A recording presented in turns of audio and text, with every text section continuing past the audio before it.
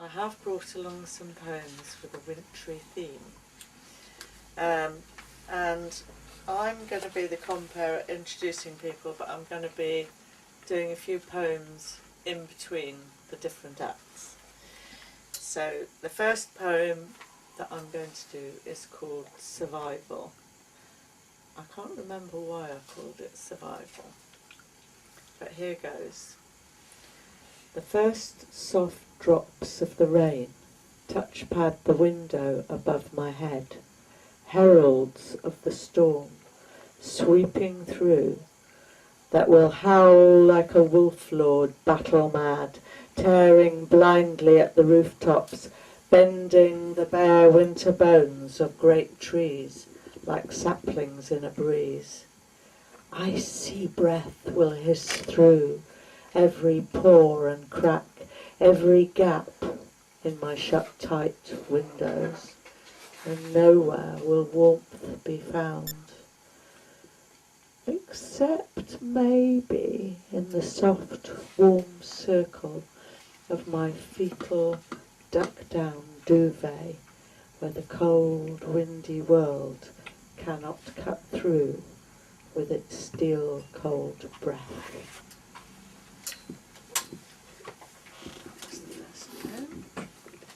This is falling out. Smack in.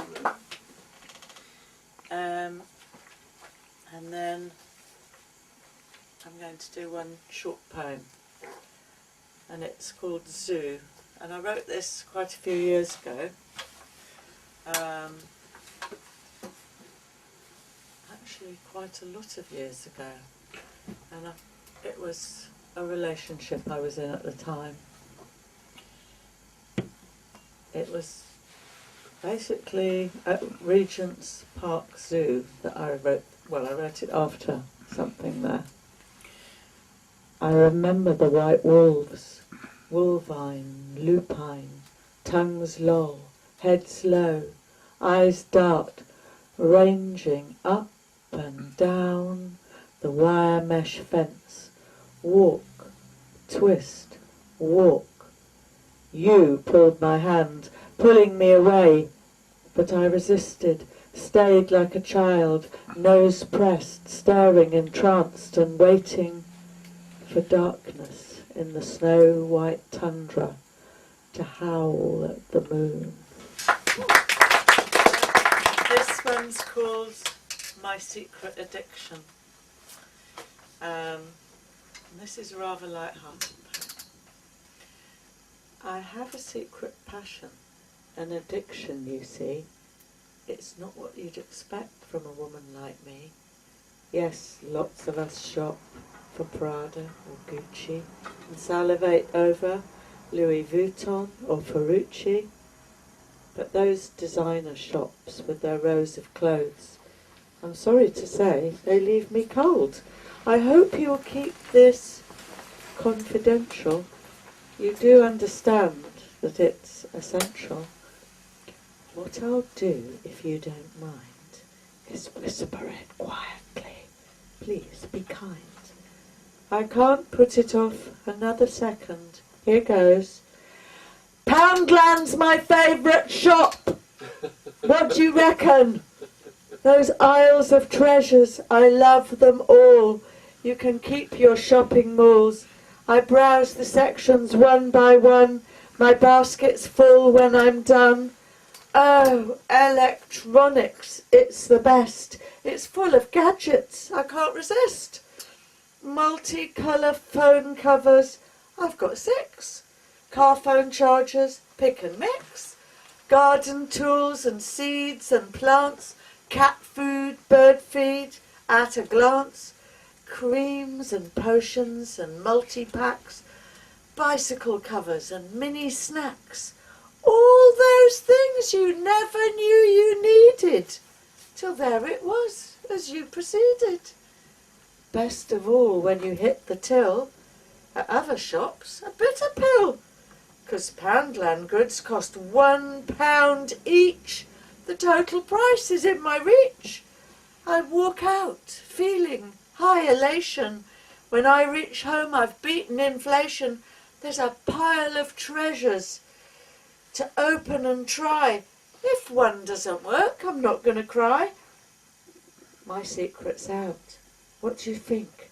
She's got to be crazy? She should see a shrink?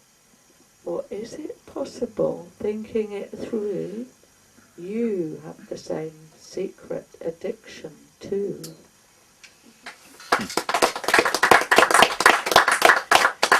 Got slightly off the winter theme there, but here we are back. Presents. Fun? You can buy loads of presents in Berlin.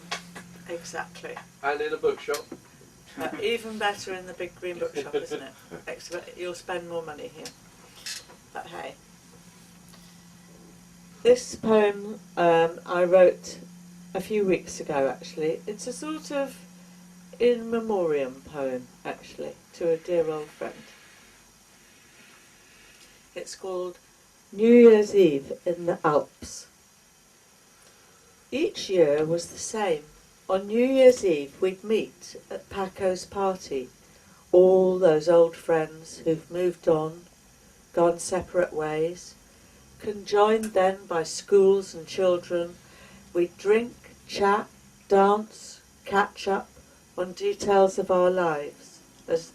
As they grew up and away, we'd judge, gossip, sympathise, advise, crack jokes, laugh, eat and be merry. Tim and I, separately married, each year, not you Tim, each year would find ourselves glass in hand, talking, and each year we'd plan our ultimate fantasy. We'd say, next year maybe, instead of here at this little gathering, we'll celebrate New Year at the top of the Alps. We'll travel by Orient Express and cable car, have separate rooms in a comfortable hotel. He'd have his large box of cigarettes for chain smoking, and I'd have expensive binoculars for looking out at the snowy mountain vistas and spotting eagles. On New Year's Eve at midnight, we decided we'll stand together on our balcony eyrie and look across the mountains at the cold, sparkling, star-filled sky towards our loved ones, waiting for the chimes of Big Ben, and raise a snow-chilled glass of champers to all those dear but absent friends at Paco's. Tim, tall and white-haired, full of easy-going charm, would carry on chain-smoking. I would scan the skies for wheeling birds of prey. Each year we'd plot our escape. Now Tim is gone, but every New Year's Eve I think of him high on the Alps and raise a toast. Thank you.